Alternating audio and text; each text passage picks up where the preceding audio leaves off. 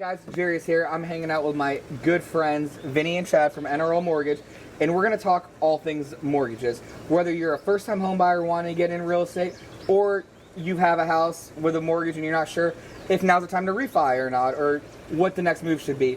So stay tuned. We're going to get into a lot of good things here. Chad and Vinny, NRL Mortgage. Check us out. Links below. But when you guys remember, I came to you in 2014 to buy a house. Yeah. I had just owned my wholesaling company, my real estate wholesaling company, for like 2 years and a month. Just qualified to buy a house as somebody self-employed. And you came highly recommended from another good friend of mine who's self-employed. And I called you up, said, I want to buy this house. It's a foreclosure. And what do I have to do? What were your, I guess, what do you guys think about that? Like, do you deal with a lot of people trying to buy foreclosures that are self-employed? Well, that was a long time ago, right? Yeah. So lots of rules have changed since then, and lots of different guidelines have changed since then. But I do remember first time I met you, and you came in very excited, very excitable, right? And had all of your information ready to go, which is key. But yeah, we deal with a lot of people that are looking to purchase something that's in a foreclosure. Right now, foreclosures are very slim, though, right? Yeah. So the biggest hurdle with foreclosures, though, is going to be the condition of the property, which in this case, it was okay, right? So we got past that, but that's part of the diamond in the rough, right? That you're looking for. Yeah, I mean, so I bought this house for $144,000 in 2014. Bought this house. We were able to get through the whole loan process, close the loan with a VA loan, and with the upgrades and the money I put into the house, the very first time I took an equity line against this house, I think it appraised for about $350, $340-ish, somewhere around there. But I was able to get a line of credit on this house with People's First Bank. It's a smaller, like, local real estate bank, to buy my very first property on Mount Hope. So that was exciting. So, like, I was able to get that and leverage the equity I had in this house, that I'm sure tons of people right now have tons of equity in their houses that's untapped, just where the market is. But I was able to use that equity line, buy that first rental property, and kind of start my entire real estate career. But one thing that I didn't like was just having like an equity line there and then having my mortgage payment. Just kind of two separate things. And I knew the rates were kind of dropping too from when I first bought this property. So then I called you back up, and I said, guys, the house is worth more. I took an equity line out. I can't remember how much longer it was after, but is there any way we could roll this into one loan again, so I don't have a HELOC and have a mortgage?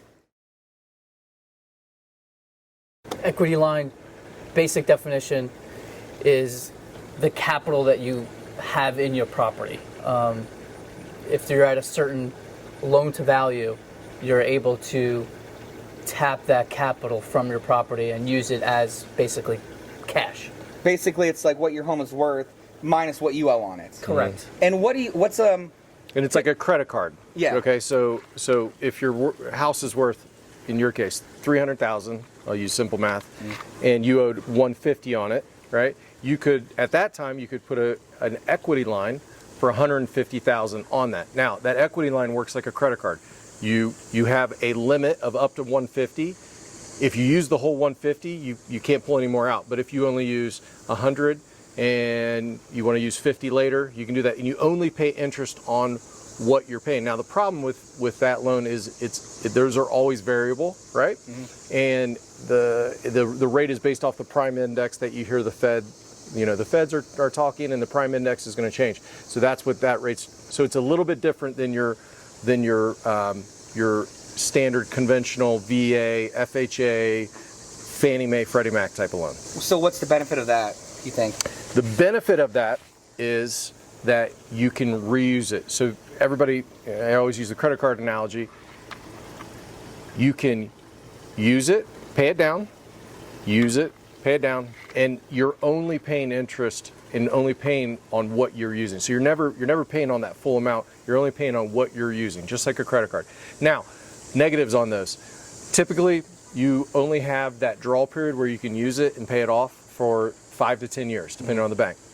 And the other, I already mentioned, is the rate is variable, so it's very hard to project how much your cost and in your P&L is going to be on something like this long term. Yeah, that makes sense. And typically higher credit score clients as well. That's a very, very, very good point. So you have to have excellent A+ credit for these. We're talking over 740 in most cases to get these, and the rates are a little bit higher than your standard interest rate. Like right now, if the standard interest rate is 2.875 to 3% on a regular 30-year fixed loan, those rates right now, and they're at the lowest they can possibly be, are around 4%. Okay, Which on average. isn't terrible. It's not terrible. Looking no. at where, but it's also variable, and it's going to go up. What you did was very smart. So you purchased the house, you did your improvements, you realized those values increase, right?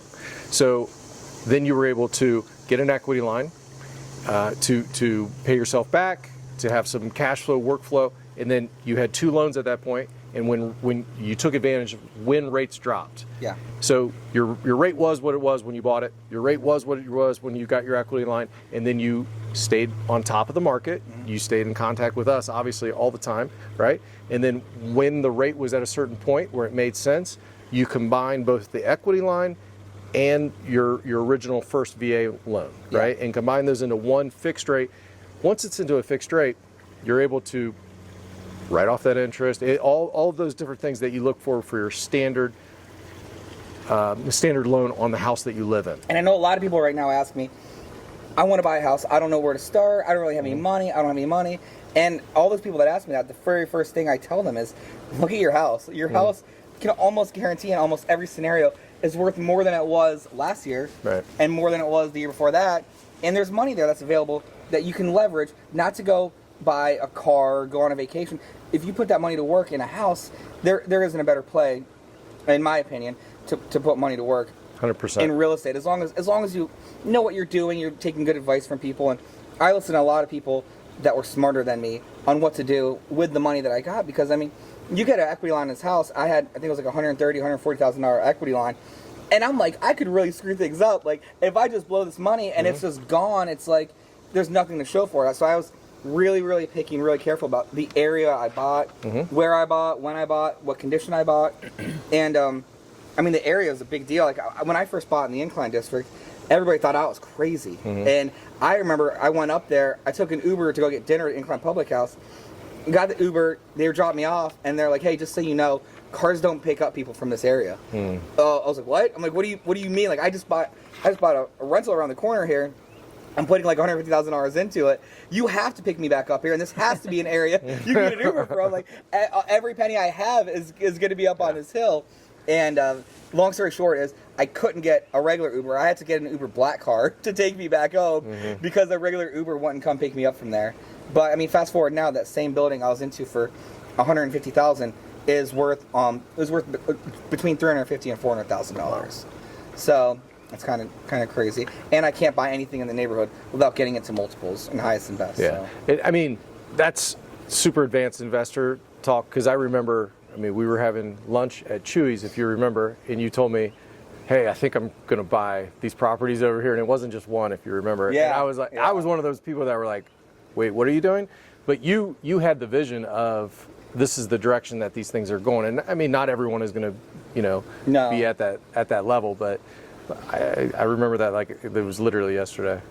Yeah, it was crazy. It was definitely a big risk, but obviously with something like that came a big reward. But it wasn't always like that. I mean, every penny I had would always go back into the houses constantly, right. And even like maxing out personal credit cards, maxing out this until I can go on the back end and do stuff. Like I remember I came to you to, I don't know if it was that first refi or some other time down the road to buy something, and you're like, we can't even approve you because all your credit cards are maxed out. And I'm like, well, it's because they're all these properties and I have all this equity and I have this, and at the end of the day, that stuff doesn't even it doesn't matter. I mean, it just goes to show how important it is to just to like have your eye on the prize. Like that, you know what, it was like, it took a little bit, all the money was going places, and I always said, I'm like, well, at least it's not going towards bar tab, like it's going towards a furnace, it's going towards roofs, windows, and then now it's like at the point finally, just in the last couple of years, was able to obviously pay everything off on the personal end, and then now just the business is completely running itself, and with almost $2 million of equity just in real estate, which is huge. I mean, ideally you would run it from day one with just a big pile of cash. Yeah. Not everyone has that. Yeah. Right? So you ran it as a P&L with different sources of, what is it, credit card, equity. You used all your different sources, but you ran it like a P&L. You made sure that you had enough to pay off whatever you were spending, right? Yeah. And the type of investing that you were doing, sometimes it was big chunks, sometimes it was little chunks, right? And then you would pay it all down. It's important to know though, when you're first getting started, the cheapest money that you can borrow is from the house that you live in. That's why you continue to go back to this property, and that's why we're here, and that's why you're basing all this on this, is that this has been kind of your center of everything. Where you borrow the money from, you always were making sure that you were leveraging this in a way that, because it's the cheapest money, right? Yeah. So to kind of give some numbers to that, if a primary, meaning the house that you're in right now, is 3%, investment property is going to be somewhere closer to maybe 4%, right? High 3s, 4%, even maybe higher. Yeah. Obviously, depending on credit, right? Because there's very little wiggle room on investment properties versus your home you're in. So that's always why you're always wanting to maximize your primary. Yeah. Right? Yeah, and to that point is, something that I've always lived by, and the best advice I ever got is, you have to get money when you don't need it. Mm-hmm. Because the second you need $1, and you show the bank, right, nobody will give it to you. Right. Nobody will give it to you. So it's so important to get money when you don't need it. Yeah. Because it's there. And it's important on credit to know the credit bureaus, they do not look at, or they do not score you off of how much you owe in credit card debt or an overall debt. What they're looking at, and this is what kind of led to our conversation last year, is they're looking at how much your max is, what your limit is, right? Mm-hmm. So if you owe $450 on a $500 credit card, that's bad. Yeah. If you owe $450 on a $10,000 credit limit, that's good, right? Yeah. You owe the same, but in the eyes of the credit bureaus and the eyes of your credit score, they're looking at it as you're maxed out, and that's a negative. That's as big of a negative, believe it or not, as missing a payment on a car, believe it or not. Yeah, it's crazy. It's the utilization that makes up like 30%. Yes. The big difference with a high utilization and missing a payment is you can recover from a high utilization in a month, mm-hmm, versus a car will take you a year, 2 years, whatever. Right. That's a big ding. So it's important to keep. What is it, below 30%? Is that what they say? 30% is the mark that you want to be at. And sometimes, believe it or not, if you pay it off completely, that can be, depending on how established your credit is. Yeah. If you're just getting started, if you're trying to take it from a 680 to a 720, something like that, you have to be very careful. There's lots of technology that we use with clients. We're sitting right across from them, like, okay, pay that down to this. Yeah. So it's all science now. There's you take out all the guesswork. It's like people would say, oh, negative things fall off your credit score after 7 years. Mm-hmm. They don't, do they? Because I feel like they haven't fallen off mine ever. Am I just the exception? What is it? So again, that's like the old wives' tale that they will fall off 7 years, 9 years. I've seen stuff on for 12 years, but I've also seen it fall off after that 7 to 9 year. Yeah, that's a good kind of estimate. But there's no magic wand that as soon as it hits that, it falls off. There's no seasoning period for that stuff. Typically, they stop reporting after that amount of time, though. Is it true that if you have something that you want to dispute on your credit report that's older, mm-hmm, and you send a letter, you have like a company do something like that, and then like you poke a sleeping bear, does it become reactive again? Somebody asked me that, and I didn't know the answer to that, so kind of wanted to ask you guys. I don't know if that's too. Are you asking about a dispute or paying off something? Either. It's two different. So a dispute. A lot of, with all these new Credit Karmas of the world, the word dispute, people would flag a dispute on a late that they said that they weren't responsible for. Well, no one's disputing that for you. It's literally just a term that you're saying you were not responsible for that late. So the bureaus are flagging it as, okay, you didn't do that, so show us proof. We won't flag that as a late yet. So if you don't provide any proof, you're kind of hiding that late, and if there's a balance on there with certain programs that banks use, that dispute is going to have to be resolved that one way, shape, or form. No. And what people kind of got caught up in is there was a loophole in it.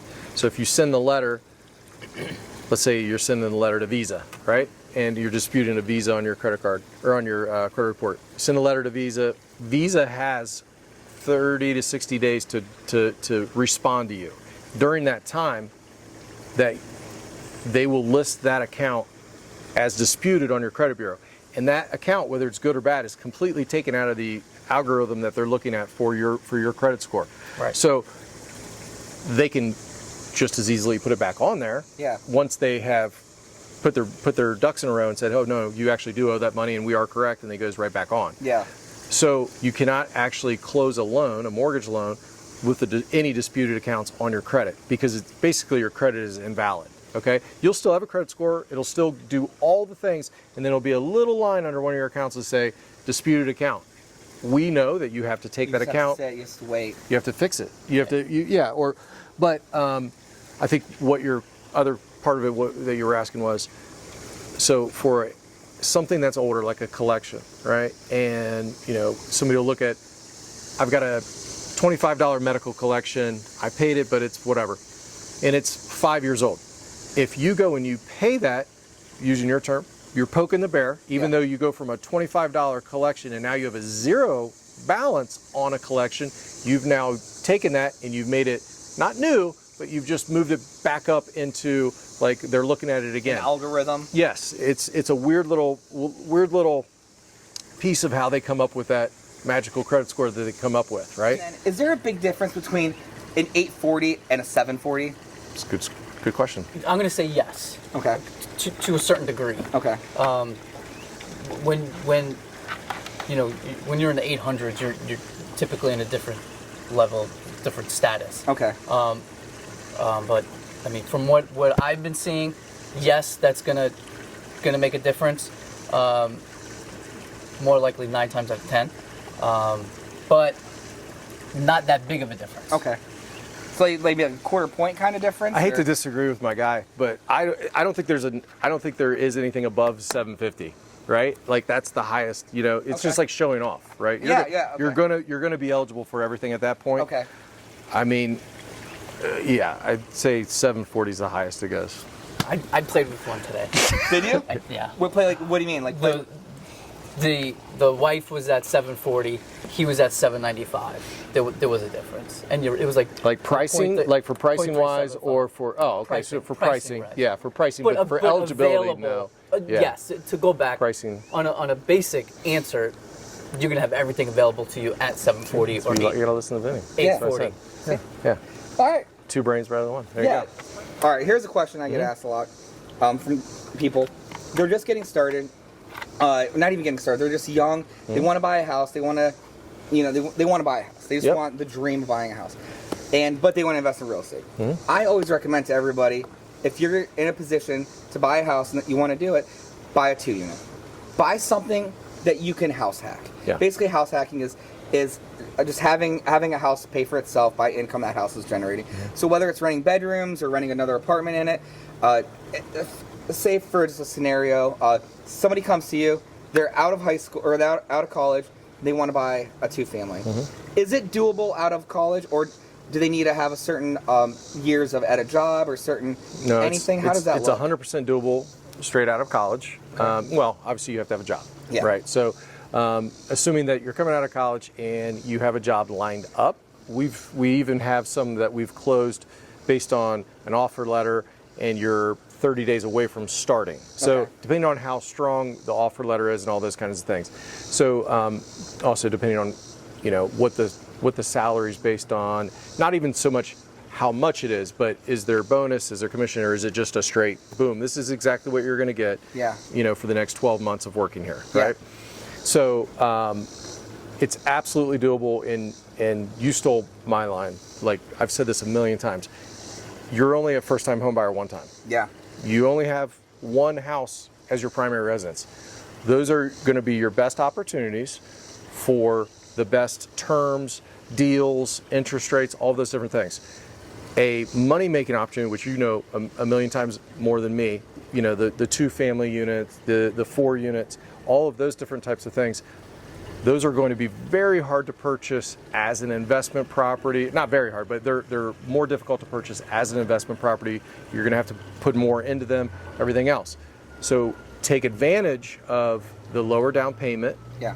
the first-time home buyer hacks, right? First-time home buyer deals that are available to you, and the lower down payment that's available to you off your first one. Now, and I'm guessing this is where you're going with this, but that will be your primary residence. You have to be in it for so long, and then you can eventually find another primary residence, and you can keep that multiple unit as a multiple unit income source. Can you change it though from so say you do you bought it as a VA loan or FHA loan, 3% down, your home, and then you decide you want to use it as an investment. At that point, do you need to refinance out of it so then you can go get an FHA loan somewhere else? No. Or no? Okay. The only time that you would have to do that is you can only have one VA. There's exceptions to the rule, but you can only have, typically you can only have one VA loan, or you can only have one FHA loan. So obviously you're a veteran, you're eligible for the VA loan, right? So not everyone's eligible for that. So we'll take that on the side, right? Yeah. So we'll use FHA. FHA, you can use it one time, right? And then if you want to use it a second time, you would have to either refinance this FHA loan, or you'd have to sell this house. Okay. Now, for the second property though, you can use a conventional loan and keep this as an FHA loan. Yeah. Same thing, go back to the VA, go back to your situation. You bought it with VA, you refinance it with VA. If you wanted to go on to your next house and use a VA loan again, you would need to refinance this into an investment property. Okay. But if you wanted to keep this house exactly how it is and move on to your next house and buy a new house, you can certainly do that. And you can do it as a primary residence, as a conventional loan. You just can't use VA. So conventional loans require more money down. They're usually 20% down. Except for if you're Or no? You could put as little as 3% down On a conventional? or 5% down. All right. Even if you're not a first-time home buyer. So could you technically, if you wanted to use that VA benefit somewhere else, could you refinance this with NRL as a conventional loan and then move on to your next one? Using FHA or VA? So if this was VA, Yeah. and you wanted to refinance this into a conventional loan, Yeah, to right? buy another house Yes. using the VA loan. So what you would do is you would refinance this as a investment property conventional. So it would need to have like 80% or 20% equity in it. Is right? that what, does NRL do that though? Yes. Okay. Yes. Yeah. Okay. And then you can use the VA. Okay. Right. Or keep this as it is and go do a 5% down conventional. Okay. Which would probably make more sense. Yeah. Like in just knowing your Yeah, situation, that that makes would sense. make more sense. So, and what I think is so interesting is when people want to get started, not a lot of people have a lot of money to buy real estate, and that's why the house hacking is so nice, because whenever I buy an investment property and I purchase it with a loan, I have to put 20% down. But now these first-time homebuyers are given this unique opportunity to put 3% down on an investment property. Up to a 4-unit. Yeah, and that's by far the best strategy to take advantage. And even if you just live there 2, 3, 4 years, that right there could catapult and change everything going forward. So it's a big deal. It's something that I'm surprised more people don't take advantage of. Right. That piece is, that piece is really interesting, because that takes a lot of knowledge, and it takes a lot of studying, and that's what you've done so well, is like knowing where the market's shifting. Because one thing's for sure about the market is it's changing, right? And you have to know where to buy low, sell high, right? Yeah. And when to hold on to it too, because there are times where I'm sure you were like, do I sell this? I know you've said this. Do I sell it? Oh do my I keep gosh. it? Do I keep renting it? When do I let go of it, right? Yeah, when I was trying to open that restaurant, spending all this money, I had to sell one of my 2 families, and I brought the buyer to you guys on Constantine. I forget the address on Constantine. I had to sell it because I needed to get the money out of it to finish this restaurant that never got finished. It was a huge waste of money, waste of everything. But What's your thoughts on investing in restaurants? it's tricky. I'm actually invested in a restaurant in New York City, so that's a whole other thing. But I'm investing more in the person. I was doing this whole build out. It was, and I know the person's going to make it amazing, so I'm not worried about that. It was just like me building out restaurant space with no knowledge, fighting against the city. Personally, yeah, yes. fighting against the that's city. a huge difference. Doing all this stuff was terrible. But I still think about that one building I sold. I sold it for like 140, 150. That same building today is probably worth $260,000. Oh, my gosh. But that was the one building I had to sell to keep going. I remember that deal too. Yeah, and I had to sell it to keep going, and it stinks, but it's what it is. Here, I have a question for you. This is something that comes up a lot. I'm interested in your answer. So right now, with house prices, they're going up. There's a 15% increase since last year here locally. I get asked this by agents and by buyers a lot. Is there going to be a crash like 2008? What are your thoughts on it? What do you see in the market? I think 2008 was a lot different. I think there was a lot more greed, I guess, driven behind that. I think there was a lot more made up numbers, made up people were approving anybody.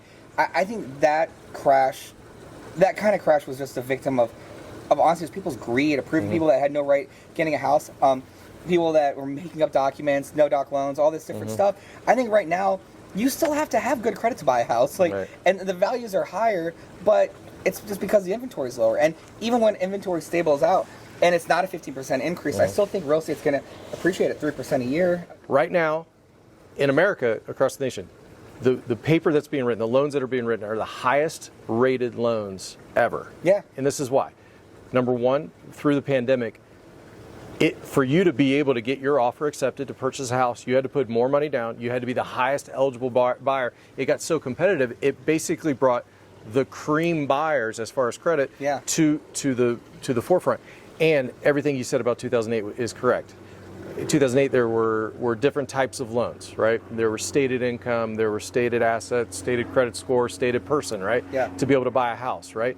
None of that exists anymore. So it's the highest amount of money on average put down, and we're on average, I believe it's somewhere between 15 and 10% down on average on purchases.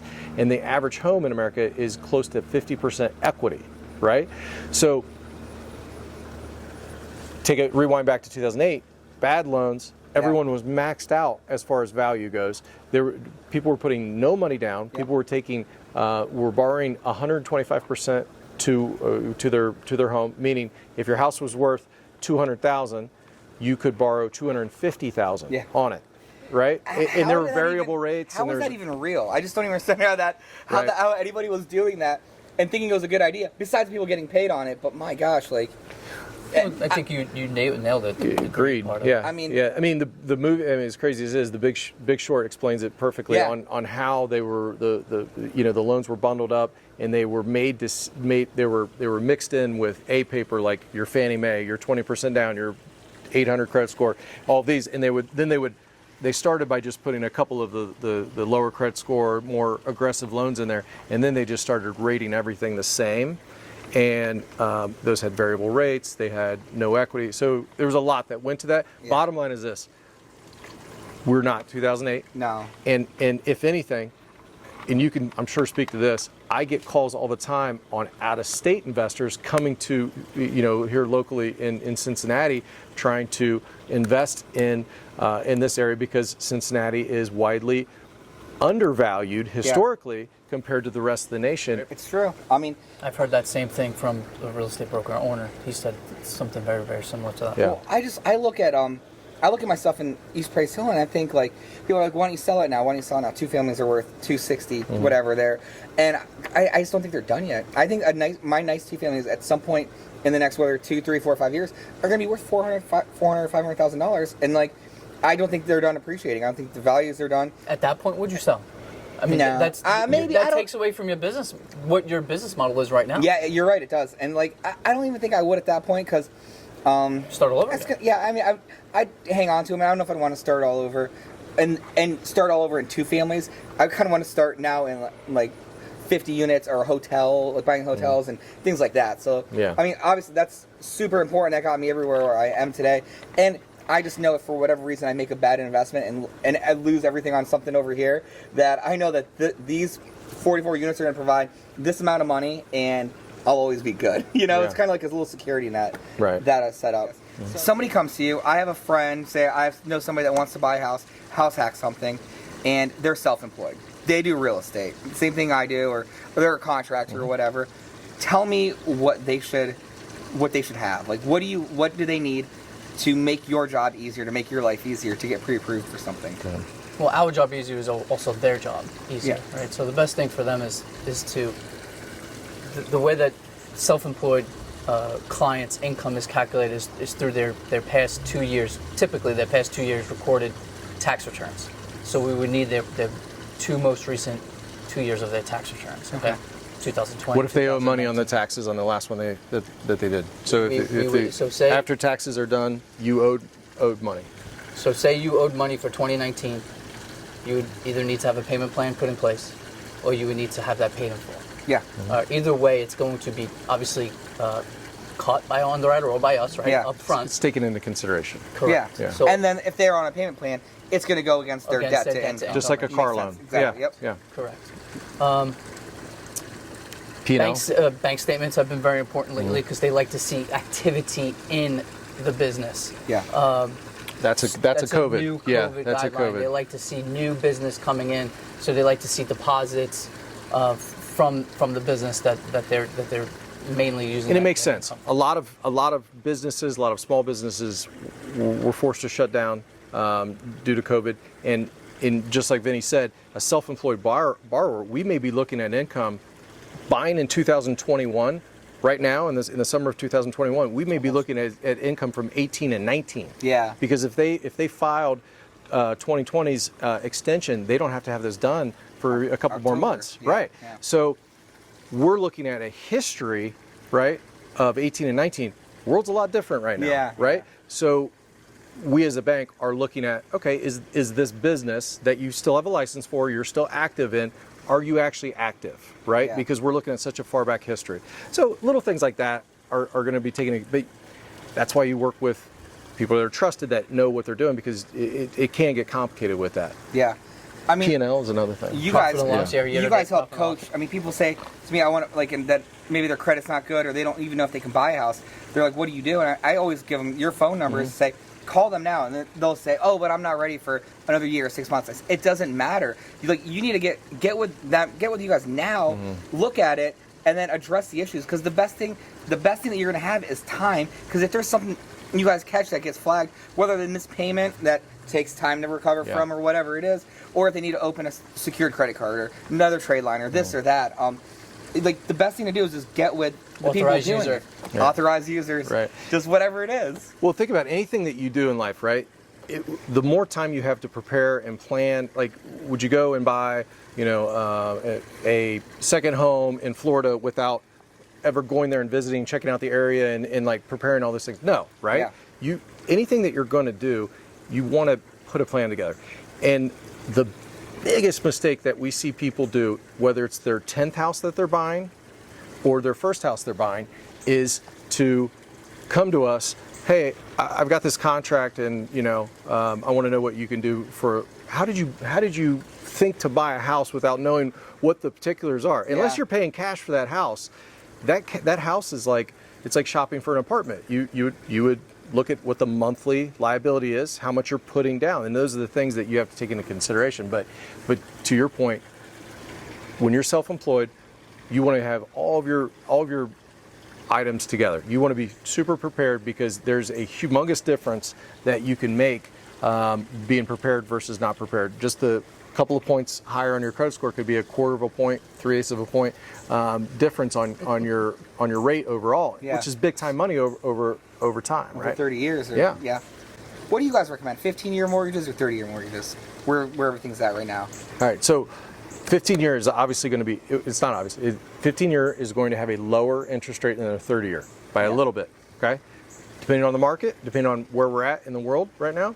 So when rates got very low, 15-year rate was only a quarter of a point less than what a 30-year rate. So in that scenario, it makes 0 sense to do a 15-year mortgage versus a 30-year mortgage, Yeah. okay?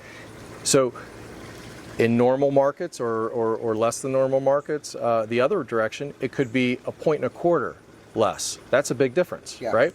Now, the worst thing I've ever done is take someone who came to me and said, hey, I want to change to a 15-year mortgage. I do that loan for them.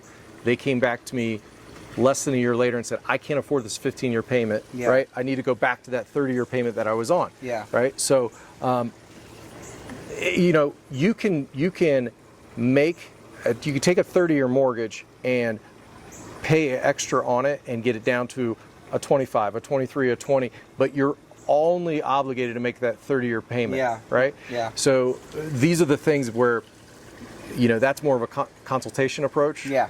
To understanding the whole thing and understanding numbers as well. But what do you say to those people that say, "Oh, I'm just going to rent. I don't want to buy a house. You know, not buying a house isn't for me." I mean, the best approach is always just to educate. Give them statistics. Show them, you know, where the market is now, what the average price is over time. How long are you planning on, you know, staying in this? Because the average homeowner actually has gone up to 7 years now in staying in the house. It's the longest. That's another thing that's leading to the market and not having enough houses. For the first time in like however many years, the average length that a person stays in a house almost doubled over the last couple of years. Jeez, yeah. So when I first started, I remember you literally telling me it was 3 years. Yeah. It was 3 years. You have to look at all the factors. How long are you planning on staying in the house? What's happening in that market, in particular market, wherever you're at, right? And look at what the interest rates are. Look at what the other thing we haven't talked about is, you know, rent. Rent has its own market as well, right? Yeah, rent's gone up. I put a 3-bedroom apartment up for rent yesterday. Since I last looked at my phone a couple hours ago, 107 people have sent me a message in a day to look at an apartment. It's just insane. There just isn't enough. You can name your price. Yeah, I mean the same places we're renting places just like that for $10.45, and then now they're $12.95, and it doesn't even matter. It's the same. It's just the same thing across the board. Whether from the rental side, you can either, and again, like I saw this thing on the internet the other day. Someone was talking about how, like a bank won't give me a loan for a mortgage for $800 a month, but I can go over here and I'm paying $1,300 a month in rent, right. which is funny. But you know, at the end of the day, pay your rent on time, keep that looking good, and then when you're in a good spot to buy a house, it's only going to help you get a house at the end of your lease or whatever it is. Well, and part of that, and I don't know what the time frame was when it was $1,040 versus $1,200, but I mean, there's something serious that's happening in the economy right now called inflation. Yeah, right? I mean, it was matter of a couple of years. Right. So the bottom line is the dollar is worth less than what it was a couple of years ago, right? And you know, so milk costs more, gas costs more for the most part. Might be a bad example, but and everything else costs more, right? Yeah. You know, the price of cars cost more. So everything costs more. So why would, going back to home values, why would home values not go up continuously, right? So how has COVID changed your business, the loans you do, and things like that? I mean, in a lot of ways, it's changed everything, but in a lot of ways, it's changed nothing, right? Yeah. And I know that sounds crazy, but when it first happened, there were, I mean, you take let's say we have 100 loan products. You can take 80 of them and just throw them right off the table. Yeah. Right? And then you add in forbearance, which is an important topic we should probably bring up. So forbearance is, you know, over the COVID period, if you were having trouble making your payment, you could tell your lender, I'm having trouble making my payment due to COVID, and you didn't have to make your payment. Is that money going to be due the 8 months? No, how does it work? depending on the bank, it's the bank's call, but they are protected by the rules that were written on it. 90% of banks are just tacking it onto the back, right? So they're not putting the homeowners in a position to where they're going to have to pay the entire amount back. Yeah. Now, but what we do think is there are a lot of people that are on the sidelines right now who are not making their mortgage payment, right? And they're going to have to start making that mortgage payment. Not the 18 months backlog. Yeah. Just start making their regular mortgage payment. Yeah. Why would you sell your house 6 months ago, 3 months ago, 2 months ago if you're not making a mortgage payment right now? Because when you sell and move somewhere else, you're going to have to what? Start making a mortgage payment, right? So why would you make that jump then when you still have until September to do it? We do think that whether it's September, October, November, there's going to be a trickle of more homes coming on the market, right? Yeah. Because I just mentioned earlier, average house has 50% equity in it, right? Yeah. So even if you tack on a year's worth of payments onto someone's house, they're going to open, they're still going to have equity to be able to sell it. Yeah. Right. Going back to 2008, the problem was people didn't have equity. If anything, they were well under equity. So what was their motivation to sell it versus just hand in the keys and foreclose? Yeah. There was no motivation. People now have motivation. So when there's a bunch of foreclosures, so automatically the foreclosure is going to lower the value of the home, right? Yeah. So if there's a bunch of foreclosures, it's going to overall lower the value in the neighborhood and across the nation. If the foreclosures are minimized, right, over the next couple of years while everyone's coming out of this, then really you're not going to see any drops in home values or the pace of home values are going up. Yeah. The bottom line is we're in a shortage right now Yeah. of homes. And if you look at the math on this, I wish I had my notes, but if you look at when millennials at their age group and when they were born compared to right now, millennials is the biggest population of people. And right now they're somewhere between 25 and 35 right now. Yeah. And they're primed to purchase homes. So we have the biggest, think of like a pipe jam of people coming through the system, coming through the American system, and we have more population of that group of people that are purchasing houses right now than what the system is built for. So that also is causing a shortage in houses, right? Yeah. Yeah. Which is driving up the value, Yeah. right? So back to so COVID, what changed? A lot of the products went away. A lot tighter on self-employed. Now we're coming out of that. A lot of different, just extra rules that they're making sure that, if you were off on time, we're calculating income a little bit differently. Do they look at if you took an EIDL loan or PPP money as a negative?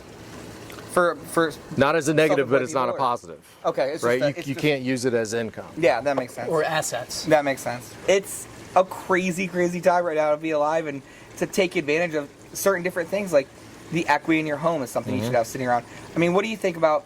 When should somebody refinance? What do you guys think? So, as the experts. So the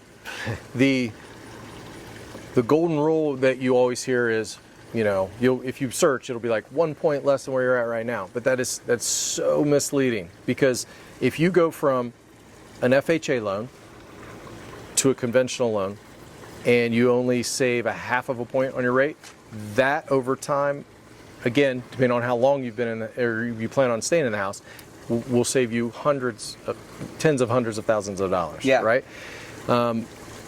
It depends on everyone's situation, depends on what your equity position is, depends on your credit score position. You could have PMI on a conventional loan and get out of it down on this one. Yep. So it comes back to the consultation of looking at your scenario and saying, okay, on it, like a financial advisor would, this is what you have, this is what your goal is, this is how you get there. And that's the approach that we always do to look at those. It makes sense. I mean, I look at my house as just like it's just like an object. I'm so binary about these houses. Like they just don't even, they're just houses to me. And especially this house is no different. This house was used as a vessel to help me get a couple $1 million net worth just based off of this house. And what I did is just so simple that so many other people could do it. But I just I'm always preaching this kind of things. Exactly what I did. Get the equity line, even if you don't use it, or refinance it, get some cash back out, do what you need to. I just think owning a home is the quickest way to creating wealth, and that's just really important. It's something that everybody can do. Yeah, 100%. As long as they just decide they want to do it and save up. Yeah, you have to take steps in wanting to do it. Yeah. And this kind of stuff is not taught in high school, right? So it's up to us to kind of educate that process, right? Well, you guys, are the best at helping lots of people. I recommend everybody to NRL, because it's not even just closing the loan; it's just getting it closed. It's getting started. It's the whole process of even knowing what to do. I know I could have never bought this house without the help, because even though we got the loan done, it wasn't always the easiest to do it. No. And, Of course and not. there's things that a big bank, your Fifth Thirds, your Chases, your PNCs, they are a lot harder to work with, honestly, than a branch like NRL that only specializes in helping people find homes. Cheers. 80% of people that close a mortgage that answer the survey are unhappy with the mortgage process. 80% nationwide. it's not a fun experience. No, it's- like yeah. you have to give all this paperwork. There's all this red tape. The appraisal's high. The appraisal's short. Insurance is this. It's not a fun process, right? So we do whatever we can to make talk about what the next step is. Talk about things to look out for. But it's bottom line is you're borrowing money. Yeah. Right? A lot of money. Yeah. It's most people's biggest purchase ever is Right. their house. What do you think is like the biggest takeaway you want people to get from this? Just being mortgage lenders, just like advice for people, or Well, if you're first time, like if you're starting out, your advice is spot on. First time, use the advantage of the first time home buyer. Use the advantage of it being your property and get a 2-unit or a 4-unit. Anything above a 4-unit falls into commercial. It's a different thing. So stay below 4 or below, and use that to start and build from there. Use your steps of building a network of different types of lenders, CPAs, financial advisors, so that if you're not the expert in that field, work with people that are, Yeah. right? Just like if I was going to go and start investing in properties, I would look to you. I would talk to you about different areas. What do you think about this area with the direction it's going, things like that. So, that would be my takeaway in as far as the lending side of things that we've talked about. There's so many different things that are happening. I've told you this a million times. Yeah. The rules change so quickly, right? So if you think you know them today and you go and you make a move 6 months from now, they could have changed quite a bit, Yeah. right? So you always want to stay in touch. Just have many tools available to you, right? Your resources, just like you said, if you have questions about a loan, you look for a loan officer. If you have a question about an area, you have someone like yourself, real estate, knowing the area. yeah. That's the biggest key is having those resources available to you. So if people want to contact you, can people all over the country hit you guys up to get pre-approved, or is it just Cincinnati, or just anywhere? No, we're able to assist people in almost every state in the United States. Yeah. Yeah. Okay. Well, thanks for stopping by. Yeah. No, Great thanks for stuff. having us. Yeah, It's fun. great. Thanks, Jared.